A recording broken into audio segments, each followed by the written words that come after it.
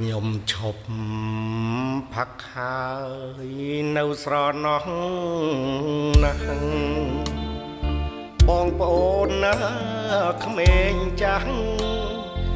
នៅតែមិនរៀងប្រឹងតាមរង្វាន់មិនស្ដាប់មកខ្ញុំច្រៀងខ្លះសេដាក់ពីងក៏អត់រង្វាន់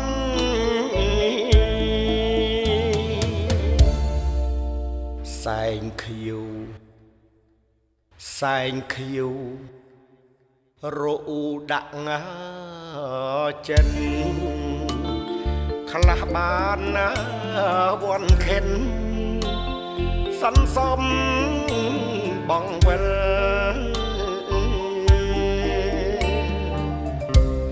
រៃគ្នាថែមប្រាក់ដាក់ដូរក្រវិលអ្នកលក់គេខ្ជិលស្រែកថាដាច់ស្តុក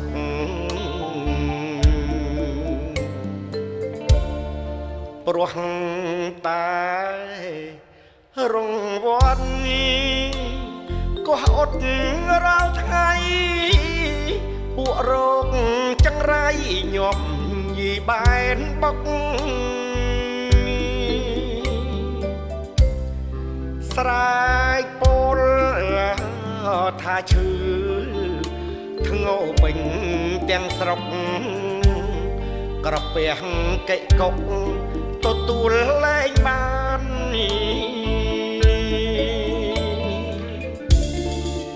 ម៉ែវាអើយមកនេះមួយផ្លេតជូនប្តីទៅពេទ្យឈឺអស់ពេញប្រាណមកមិនប្រញាប់ប្តីស្លាប់មកមិនខានរង្វាន់ត្រូវបានលោកគ្រូពេទ្យហើយ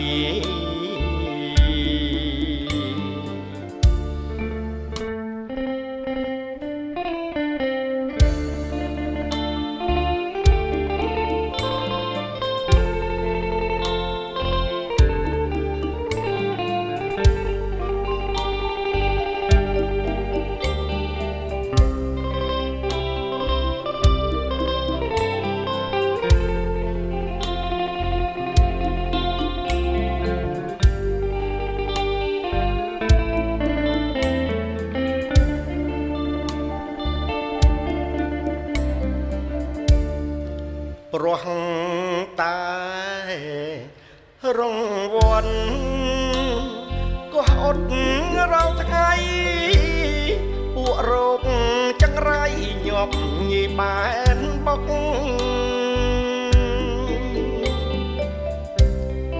ស្រែកពោលថាឈឺធ្ងោពេញទាំងស្រុកក្រពះកិកុកទទួលលែងបានម៉ែវាអើយមកនេះមួយផ្លេតជូនប្តីទៅពេទ្យឈឺអស់ពេញប្រាណមកមិនប្រញាប់ប្តីស្លាប់មកមិនខានរង្វាន់ត្រូវបានលោកគ្រូ